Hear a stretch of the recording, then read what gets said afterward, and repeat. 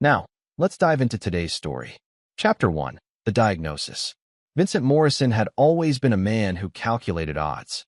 25 years in military intelligence had taught him to read people like weather patterns, predictable, yet dangerous when storms gathered. At 52, with silver threading through his dark hair and scars mapping stories across his weathered hands, he possessed the kind of quiet intensity that made weaker men uncomfortable. The oncologist's words echoed in the sterile room. Stage 4 pancreatic cancer. 6 months, maybe 8 with aggressive treatment. Vincent's expression never changed. He'd faced death before in the mountains of Afghanistan and the back alleys of Prague. This was just another mission with a ticking clock. Dr. Patricia Henley, a woman who'd delivered thousands of these conversations, found herself unsettled by his calm. "Mr. Morrison, I know this is overwhelming. We have counselors." "No need." Vincent's voice carried the weight of authority. "What are my options?" As the doctor outlined treatments, chemotherapy, radiation, experimental trials, Vincent's mind was already 3 moves ahead. Diana would take this news badly. Their marriage had grown cold over the past 2 years, ever since he'd retired from government work to focus on family. The irony wasn't lost on him that trying to be present had somehow made him invisible. Their children, Emma and Ryan, both in their early 20s, had grown distant too. Emma, a marketing executive in Chicago, barely called.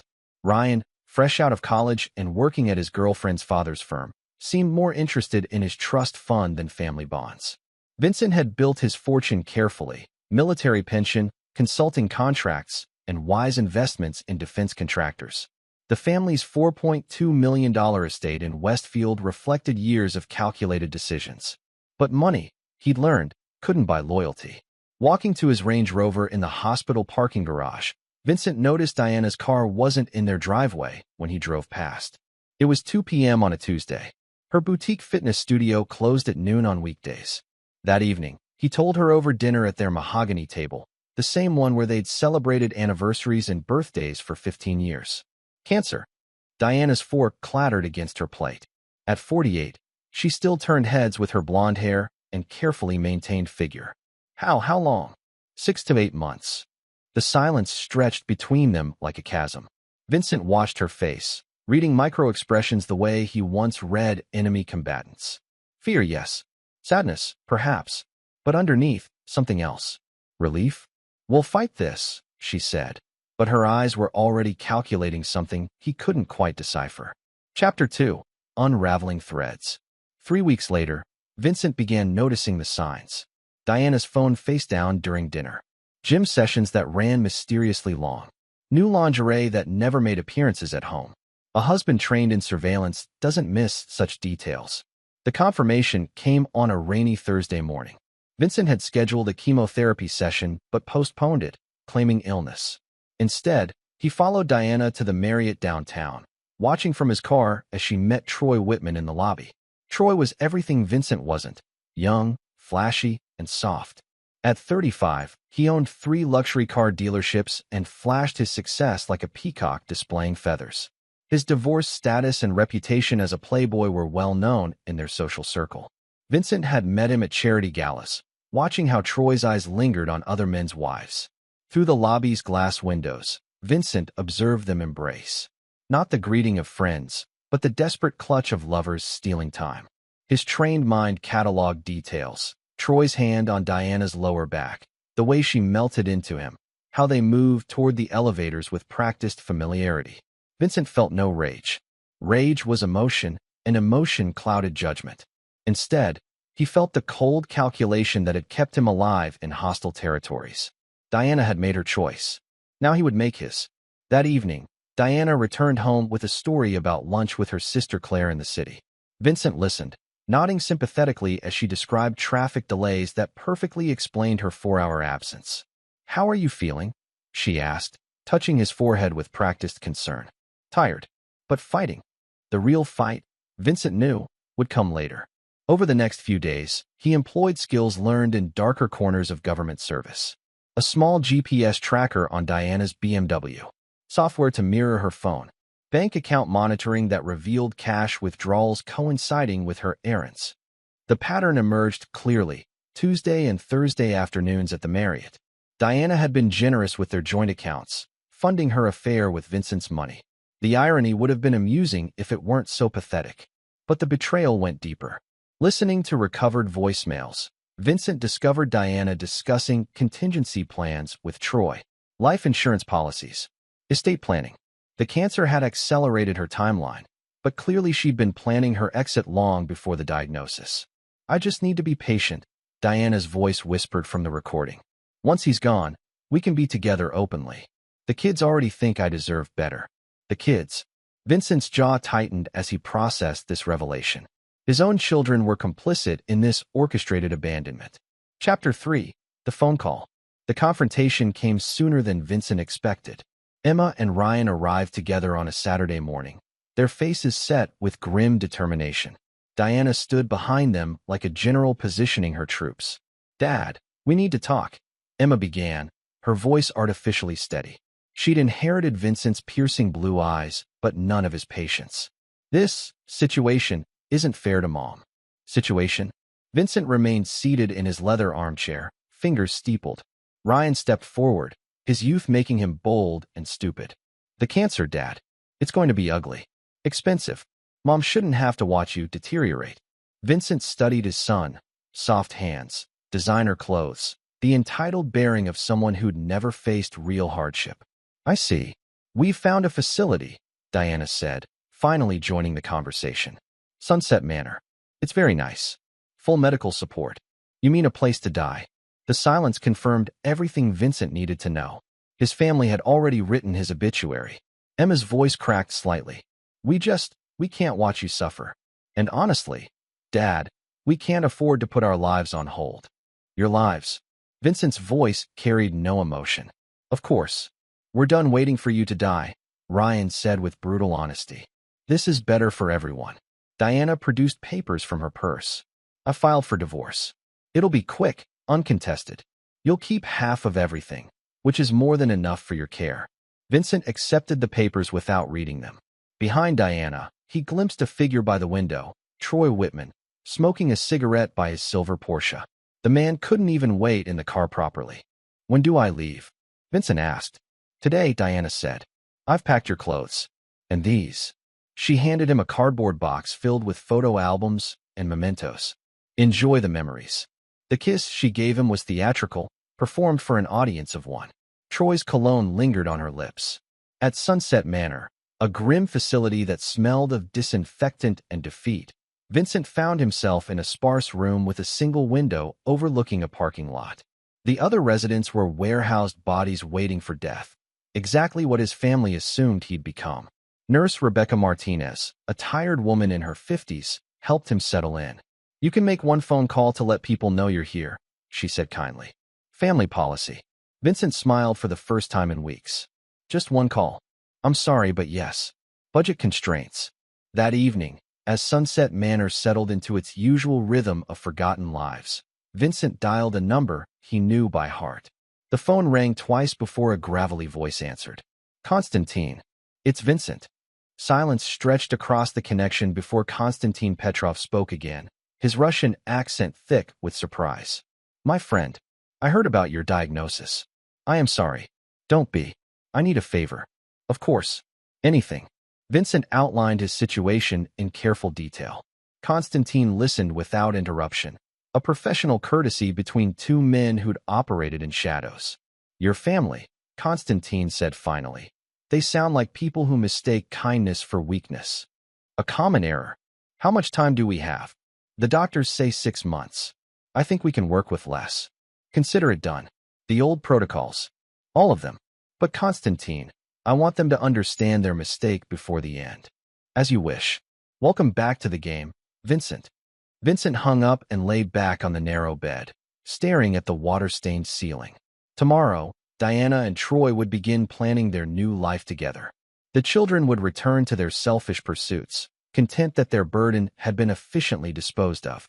None of them knew that Vincent Morrison had just activated a network that stretched from Moscow to Mexico City, built over 25 years of classified operations. They thought they were dealing with a dying man. They were about to learn how wrong they could be. Chapter 4. The Network Awakens. By dawn, the machine was already in motion. Constantine's reach extended far beyond what most people could imagine, a spider's web of contacts spanning legitimate businesses, gray markets, and darker territories where questions weren't asked. Vincent's first visitor arrived at 8 a.m., disguised as a chaplain. Father Miguel Santos possessed the kind of calm demeanor that made people trust him instinctively. Few knew that before his calling to serve God, he'd served other masters in the intelligence community. "Vincent," Miguel said, settling into the visitor's chair, "Constantine briefed me. We're all sorry about your situation. Sorry enough to help. Brother, we're family. Family doesn't abandon family." Miguel passed Vincent a small cross pendant. Inside its hollow chamber were 3 items: a secure phone, a credit card linked to untraceable accounts, and a micro-USB drive containing detailed dossiers. "Your wife and her lover," Miguel explained. "Complete backgrounds, financial records, psychological profiles." Some interesting details emerged. Vincent plugged the drive into the outdated computer terminal in the facility's recreation room, claiming to research treatment options. The files painted a picture more complex than simple infidelity. Troy Whitman's dealerships were struggling, cash flow problems hidden behind flashy success. His divorce had been costly, and his ex-wife's attorney had been particularly thorough. Diana represented more than love. She was his financial salvation. Diana's boutique fitness studio was similarly troubled. Rising rent costs and increased competition had squeezed profits. She'd been borrowing against the house equity to keep it afloat. Transactions Vincent's illness had prevented him from monitoring. But the most interesting discovery involved Ryan. Vincent's son had been embezzling from his girlfriend's father's company, small amounts, but consistent. Emma's marketing firm was being investigated for fraudulent billing practices, though she remained unaware of the probe. His children weren't just ungrateful. They were desperate. "There's more," Miguel had warned.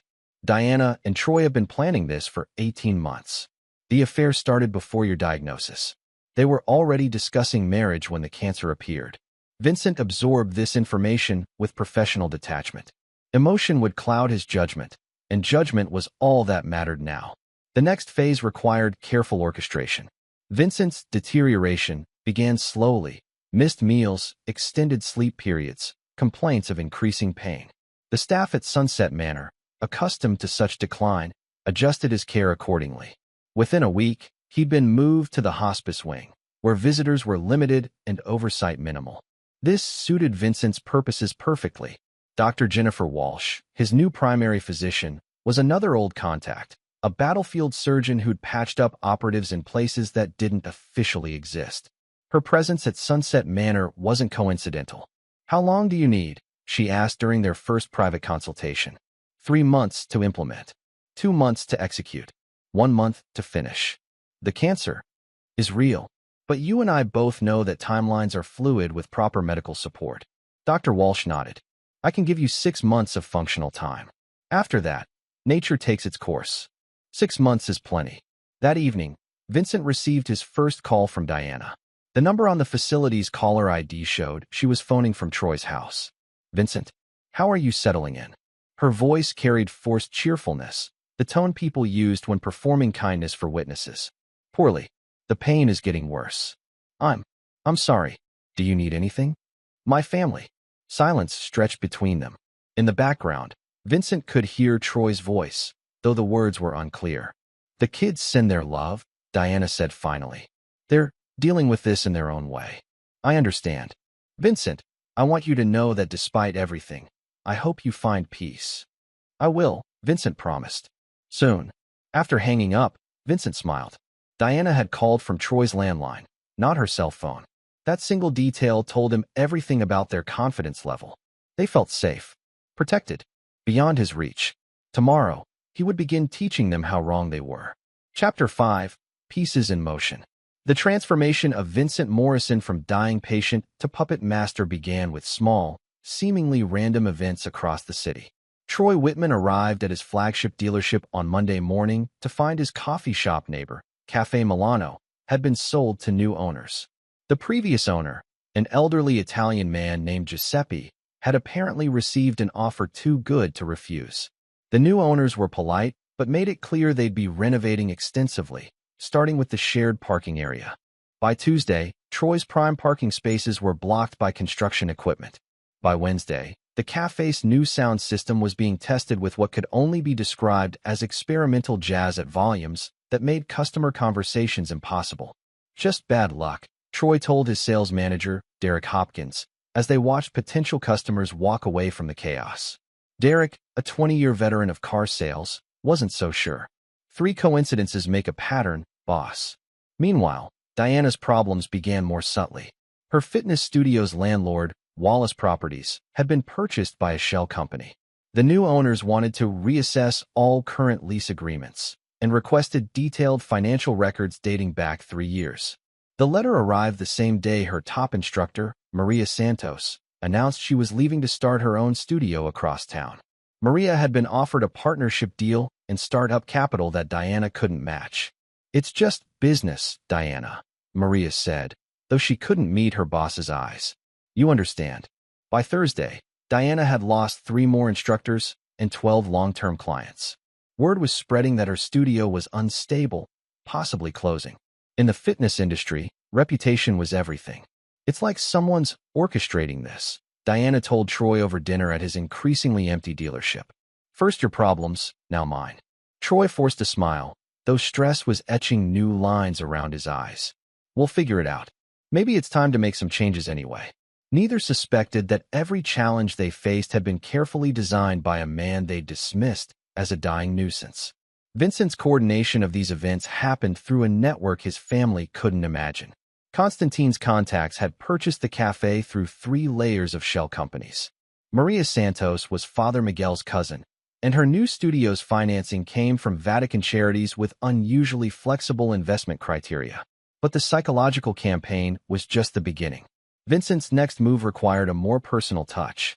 Using his secure phone, he contacted an old asset named Tommy Brennan, a private investigator whose methods occasionally ventured into gray areas. "I need surveillance on 2 targets," Vincent explained. "Full spectrum. Digital, physical, financial. Everything. Like the old days?" "Exactly like the old days." Tommy's team was thorough. Within 48 hours, they'd established that Diana and Troy met every Tuesday and Thursday at the Marriott, but also maintained a second location, a small apartment Troy had rented under his deceased father's name. More interestingly, Diana had opened a private safe deposit box using her maiden name. "What's in the box?" Vincent asked. "Working on it. But the timing's interesting. She opened it 2 weeks after your diagnosis." Vincent filed this information away. Diana was more calculating than he'd given her credit for. The safe deposit box suggested she was preparing for multiple contingencies. His children required different approaches. Emma's marketing firm was indeed under federal investigation, but the probe was moving slowly through bureaucratic channels. Vincent arranged for that investigation to accelerate, ensuring Emma's name appeared prominently in the files. Ryan's embezzlement was easier to address. Vincent anonymously provided evidence to his girlfriend's father, including detailed transaction records and timestamps. The young man's sticky fingers had been busier than anyone suspected. By Friday evening, both of Vincent's children had received urgent summons from their respective employers. Emergency meetings. Serious discussions about their futures. The beautiful irony was that Vincent wasn't framing his children. He was simply revealing crimes they'd already committed. Their greed had provided him with the perfect weapons. As the week ended, Vincent lay in his narrow hospice bed, monitoring the chaos through encrypted communications. Diana and Troy were beginning to crack under the pressure. Their carefully planned future was developing stress fractures. But Vincent was just getting started. The real pain would begin when they realized someone was hunting them, and that their abandoned patriarch might not be as helpless as they'd assumed. The game was accelerating, and Vincent Morrison was playing by rules his family had never learned. Chapter 6. The Squeeze Tightens. Monday morning brought fresh disasters for the conspirators. Troy Whitman discovered that his business insurance had been canceled due to irregularities in his application process. The insurance company, Hartford Financial, claimed they'd found discrepancies in his reported revenue figures dating back 2 years. "This is impossible," Troy shouted at his insurance agent, a nervous man named Pete Kovac. "I've never lied on any applications." "Mr. Whitman, I'm sorry, but the audit uncovered significant inconsistencies. Without insurance, You can't legally operate the dealership. Troy's face reddened. Audit? What audit? Nobody told me about any audit. Pete shuffled papers uncomfortably. It was initiated by an anonymous tip to our fraud division. Very detailed. Someone provided documentation we couldn't ignore. As Troy struggled with his insurance crisis, Diana faced her own catastrophe. The IRS had arrived at her fitness studio with a warrant to examine her books.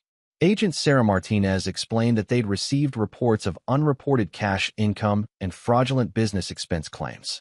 Ma'am, we have detailed records suggesting you've been operating a cash-only side business, Agent Martinez said, spreading documents across Diana's desk. Personal training sessions that weren't reported as income. Diana's mouth went dry. She had been taking cash payments from private clients, money she'd used to fund her affair, without leaving traces her husband might discover. There must be some mistake. The documentation is quite thorough. Someone provided us with dates, times, and client names. We'll need to examine all your financial records going back 3 years. By Wednesday, both Diana and Troy were drowning in bureaucratic investigations that seemed to come from nowhere. Their stress was compounding, and their affair, once a source of joy and excitement, had become a liability neither could afford. Emma Morrison received her own devastating news that week. The FBI had expanded their investigation into her marketing firm, and her name appeared on a list of employees suspected of creating fraudulent billing schemes. Her supervisor, Janet Walsh, called her into the office with barely concealed panic. Emma, I need to ask you directly. Have you been inflating client billing hours? Emma's stomach dropped. She had been padding her time sheets, small amounts that she'd assumed would never be noticed. Sometimes I round up. The FBI has transaction records showing systematic overbilling tied to your account codes. They're talking about criminal charges. Ryan's situation was equally dire. His girlfriend's father, Richard Dalton, had confronted him with evidence of embezzlement that was so detailed it included screenshots of Ryan's computer activity. $15,000, Richard said, his voice cold as winter. Spread across 8 months. Did you think I was stupid, boy? Ryan's hands trembled as he stared at the evidence. Mr. Dalton, I can explain. You stole from me while dating my daughter, while sleeping under my roof. You're finished, Ryan. Financially, professionally, and personally. By Thursday evening, Vincent's family was in complete crisis mode. Diana called an emergency family meeting at Troy's house, a location she thought was secure from whatever forces seemed to be attacking their lives. Vincent learned about the meeting through Tommy Brennan's surveillance team. Hidden cameras in Troy's living room provided real-time audio and video feeds that Vincent watched from his hospice bed with the detached interest of a chess master observing amateur players. This can't be coincidental, Diana said, pacing Troy's living room like a caged animal. All of us being investigated at the same time? Someone's targeting us. Emma sat on the couch next to her brother, both looking haggard. But who? And why? Troy loosened his tie, stress evident in every movement. Maybe it's connected to Vincent somehow. Dad's dying, Ryan said. He's stuck in hospice care. How could he be behind this? Diana stopped pacing. Vincent has connections. Military intelligence, government contracts. Maybe he found out about us before he got sick. Found out what? Emma asked. Diana and Troy exchanged glances. They hadn't told the children about the depth of their affair or their plans. About my divorce plans, Diana said carefully. Maybe he's trying to hurt me financially before he dies. Vincent smiled at the television screen. They were beginning to understand they had an enemy, but they still couldn't grasp the scope of their miscalculation. Troy stood up, decision hardening his features. We need to accelerate our timeline. Get the divorce finalized immediately. Transfer what assets we can before these investigations destroy everything. What about the kids? Diana asked. Emma and Ryan looked confused and hurt. They'd been tools in their mother's plan, but nobody had bothered to explain the full strategy. They'll be fine, Troy said dismissively. They're adults. They can handle their own problems. Vincent felt a cold satisfaction as he watched his children realize they'd been abandoned twice. First when they'd discarded him, and now when their mother chose her lover over them. The meeting continued for another hour, devolving into arguments about money, blame, and survival strategies. By the end, cracks were showing in every relationship in the room. As Vincent prepared for sleep that night, He reflected on the progress. His enemies were isolated, stressed, and beginning to turn on each other. The next phase would require more direct action. Tomorrow, he would teach them that some mistakes couldn't be undone. Chapter 7. The Trap Springs. Friday brought the beginning of the end for Diana and Troy's carefully constructed fantasy. Vincent's plan entered its most aggressive phase with surgical precision. At 8 a.m., Troy arrived at his dealership to find it surrounded by federal agents. DEA badges gleamed in the morning sunlight as agents seized vehicles, computers, and financial records. Agent Carlos Rodriguez approached Troy with the calm authority of someone who held all the cards. "Troy Whitman, you're under arrest for money laundering and conspiracy to distribute controlled substances." "What? This is insane. I sell cars." "You also clean money for the Torino family," Agent Rodriguez said, producing an arrest warrant.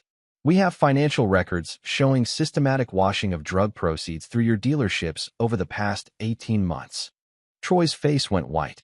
He'd never dealt drugs in his life, but Vincent's team had been thorough in creating evidence.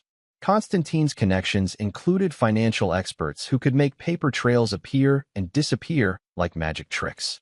The beauty of the frame was its simplicity. Vincent hadn't fabricated the drug connection from nothing. Troy had unknowingly sold 3 vehicles to Torino associates, paying cash and avoiding financing paperwork. Those legitimate transactions became the foundation for an elaborate money laundering scheme that existed only in carefully constructed financial records. While Troy was being processed at federal holding, Diana received devastating news of her own. Her safe deposit box, the one she'd opened under her maiden name, had been emptied by court order. The contents, which included $47,000 in cash and jewelry, were now evidence in her tax evasion case. How did they know about the box? Diana demanded of her attorney, Marcus Friedman. "Someone provided them with detailed information about your financial activities," Marcus replied grimly. "The IRS has documentation going back 2 years. Your personal training payments, the cash deposits, even the jewelry purchases. It's like someone was tracking your every move." Diana felt the walls closing in around her. "I need to see Vincent." "Your estranged husband?" "What?" "Because he's the only person who could know all of this." That afternoon, Diana arrived at Sunset Manor looking like a woman on the edge of collapse. The stress of the past week had stripped away her carefully maintained facade, revealing someone desperate and frightened. Vincent received her in the facility's small visiting room, wheeled in by an attendant who discreetly withdrew. To Diana's eyes, he looked exactly like what she expected, a dying man in a wheelchair, oxygen tank beside him, pale and diminished. "Vincent," she said, sitting across from him. "We need to talk." "About what?" "About what's happening to us. The investigations, the arrests. This isn't coincidence." Vincent studied her with eyes that seemed both tired and alert. "I don't understand. Troy was arrested today. Drug charges. Money laundering. It's impossible, but the evidence." "I'm sorry to hear that." Diana leaned forward, searching his face for any sign of deception. "The timing is suspicious, Vincent. Everything started falling apart right after we brought you here. You think I'm responsible?" Vincent's voice carried a tone of weary confusion. "Diana, I'm dying. I can barely leave this room without assistance." "But your connections." "What connections?" "I'm a retired government consultant who's been out of the game for 3 years. Who do you think I could call? And even if I wanted revenge, do you honestly believe I'd waste my final months on something so elaborate?" Vincent's performance was masterful. Just enough confusion to seem genuine. Just enough weakness to appear harmless. Diana wanted to believe he was responsible because that would mean her problems had a source she could fight. The alternative, that their world was collapsing through sheer bad luck, was too terrifying to accept. "The children are in trouble too," Diana said. "Emma's being investigated by the FBI. Ryan lost his job and might face criminal charges. Our children." For the first time, Vincent showed real emotion, concern and sadness that seemed entirely authentic. "What happened?" Diana explained about the fraud investigations, watching Vincent's face carefully. His reactions seemed genuine: shock, disappointment, and worry for his children despite their abandonment of him. "I need to help them," Vincent said. "Whatever our problems, Diana, they're still my children. You're in hospice care. What can you do?" Vincent was quiet for a long moment, appearing to wrestle with internal conflict. Finally, he spoke with the hesitant voice of a man making a difficult decision. I have some money set aside. Emergency funds from my consulting work. About $200,000 in an account the divorce papers don't mention. If the kids need legal help. Diana's eyes sharpened. You'd help them? After what they did. They're my children. I love them even if they can't love me back. It was exactly what Diana wanted to hear. Confirmation that Vincent was still the forgiving, family-focused man she'd married. Someone she could manipulate one final time. Where is this money? Vincent provided account details with the reluctance of a dying man making peace with his family. Diana memorized every digit, already planning how to access funds that could solve all their problems. She left Sunset Manor convinced that Vincent was exactly what he appeared, a sick, broken man who still loved his family despite their cruelty. The account information was a gift from someone who had nothing left to lose. Diana had no way of knowing that the account was real, the money existed, and accessing it would trigger the final phase of Vincent's carefully orchestrated revenge. As her car disappeared from the parking lot, Vincent smiled and reached for his secure phone. Phase 3 was about to begin. Chapter 8. Consequences Cascade. The account Diana accessed contained exactly what Vincent had promised, $200,000 in emergency funds. What he hadn't mentioned was that the account was monitored by federal authorities as part of an ongoing investigation into overseas money transfers related to national security. By Tuesday morning, Diana found herself in handcuffs as FBI agents executed a search warrant at her home. Special Agent Lisa Hartwell explained the charges with bureaucratic precision. Mrs. Morrison, you're being arrested for accessing funds connected to suspected terrorist financing. The account you withdrew from is flagged as part of a national security investigation. That's impossible. It's my husband's money. Mrs. Morrison, this account has been tracked for 8 months as part of Operation Clean Sweep. Your access triggered automatic alerts. Vincent had created the perfect trap. The account was legitimate, money he'd earned from consulting work with defense contractors. But Constantine's team had ensured that the account's routing numbers matched those flagged in a broader terrorism financing investigation. Diana's withdrawal made her an automatic person of interest in a federal case that had nothing to do with her affair, but everything to do with her greed. While Diana sat in federal holding, her legal problems multiplied exponentially. The terrorism financing angle meant her assets could be frozen under the Patriot Act. Her divorce from Vincent was suspended pending the investigation. The $200,000 she'd withdrawn was seized as evidence. Troy, still facing his own drug charges, received news that his bail had been revoked. New evidence had surfaced suggesting he was a flight risk, evidence that included fabricated documents showing he'd been researching non-extradition countries and offshore banking. Emma and Ryan, meanwhile, learned that their parents' arrests had made their own legal situations exponentially worse. Prosecutors loved family crime networks, and the Morrison case was becoming exactly that narrative. Vincent watched the cascade of consequences from his hospice bed with the satisfaction of an artist completing a masterpiece. Every element was falling into place precisely as designed. His secure phone buzzed with an update from Tommy Brennan. Troy's lawyers are pushing for a plea deal.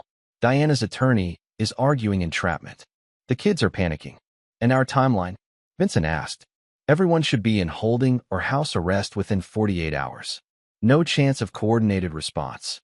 Vincent nodded. It was time for the final revelation. Wednesday afternoon brought unexpected visitors to Sunset Manor. Emma and Ryan arrived together, both looking haggard and desperate. They'd been released on bail, but faced federal charges that could destroy their lives. Dad, Emma said, her voice breaking, we need to talk. Vincent appeared frilier than during Diana's visit, his oxygen tank working harder, his voice weaker. Dr. Walsh had adjusted his medication to enhance the appearance of rapid decline. My children, he whispered. I'm so sorry about your mother. About everything that's happening. Ryan sat beside his father's wheelchair, guilt and desperation warring in his expression. Dad, we were wrong. About leaving you here. About everything. We were scared, Emma added. And selfish. But we're family, and we should have stayed together. Vincent reached out with a trembling hand to touch theirs. I forgive you. I understand why you did what you did. Can you help us? Ryan asked. Mom said you had emergency money, but now she's in jail and we don't know what to do. That money is gone, Vincent said sadly. Your mother took it all, but there might be another way. Emma leaned closer. What way? I have information. About Troy. About his real business activities. Things the prosecutors don't know yet. This was the beautiful lie that would complete Vincent's revenge. There was no additional information about Troy. Vincent's team had already provided everything necessary to convict him. But his children didn't know that. What kind of information? Ryan asked. Evidence that could prove Troy was the real criminal. That your mother was manipulated by him. That you children were innocent victims of his schemes. It was exactly what they wanted to hear. A path to redemption that didn't require them to accept responsibility for their own crimes. Where is this evidence? Emma asked. Vincent's performance reached its crescendo. In my home office.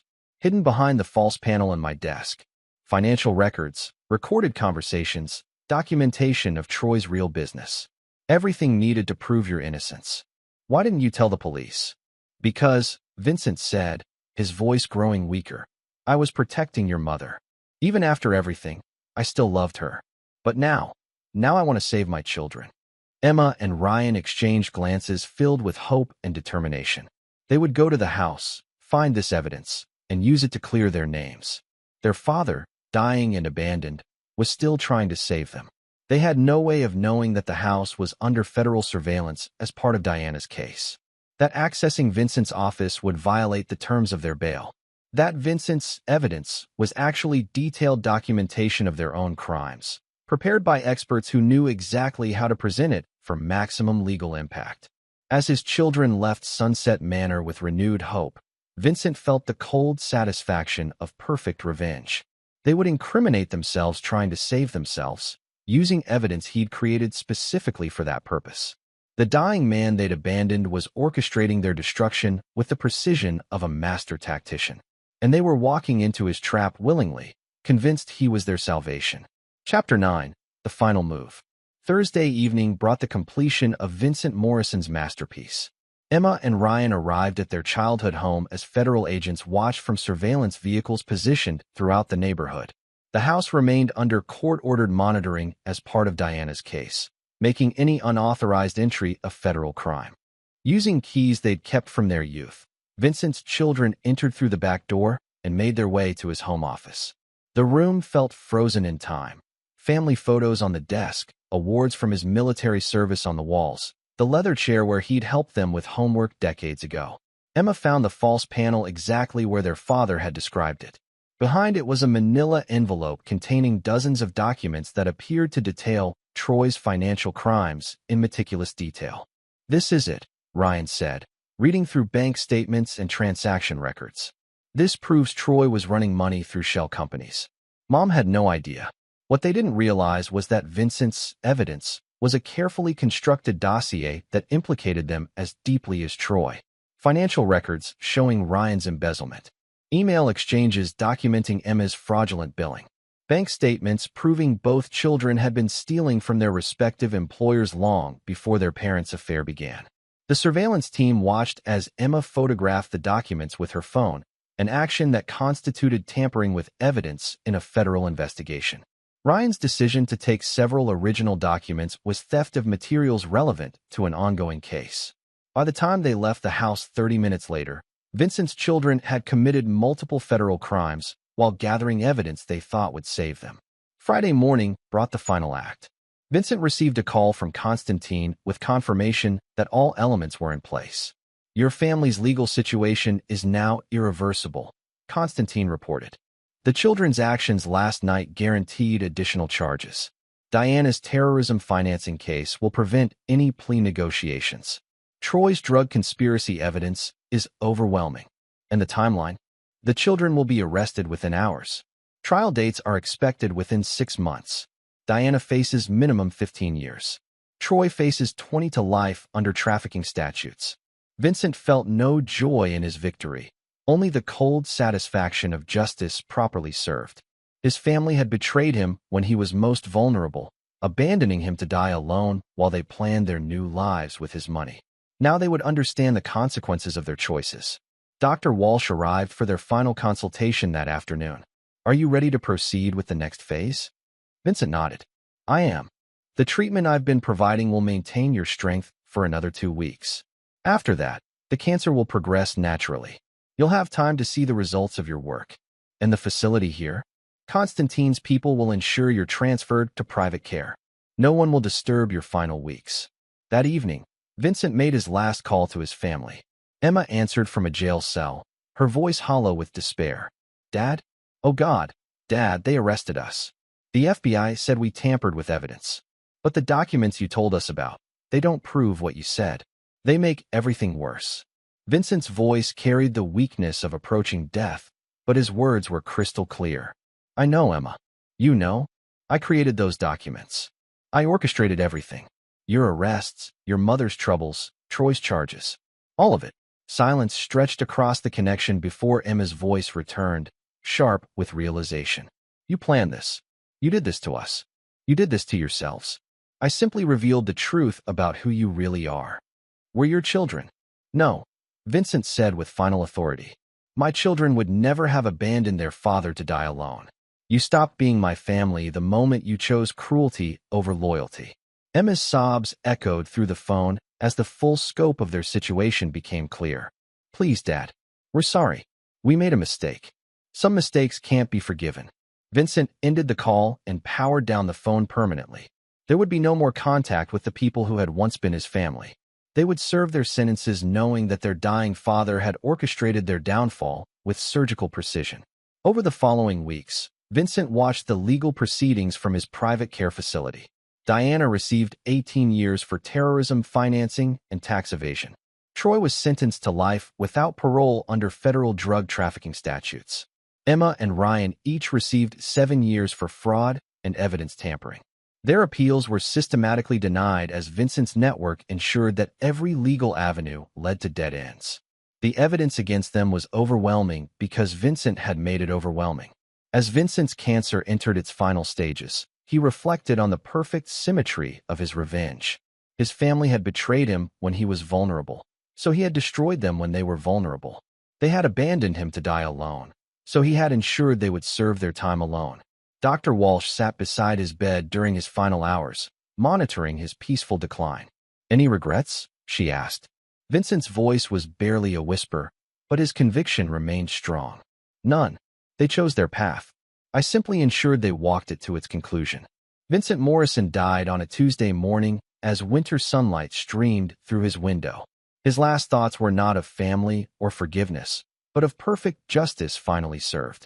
The network he'd built over 25 years quietly dismantled itself, leaving no traces of the elaborate revenge that had destroyed 4 lives. In death, Vincent had achieved something rare, complete and total victory over those who had wronged him. His will, read a week later, donated his entire estate to military veterans charities. Diana, Emma, Ryan, and Troy received nothing but a single line that would haunt them through their prison years. To those who forgot that loyalty and love are earned through constancy, not convenience, may you find in your solitude the understanding that some betrayals echo through eternity. Vincent Morrison's final lesson was complete. Some people mistake kindness for weakness, forgiveness for opportunity, and love for obligation. They learn too late that the most dangerous enemy is the one you underestimate. In the end, Vincent had proven that a dying man with nothing left to lose can be the most formidable opponent of all.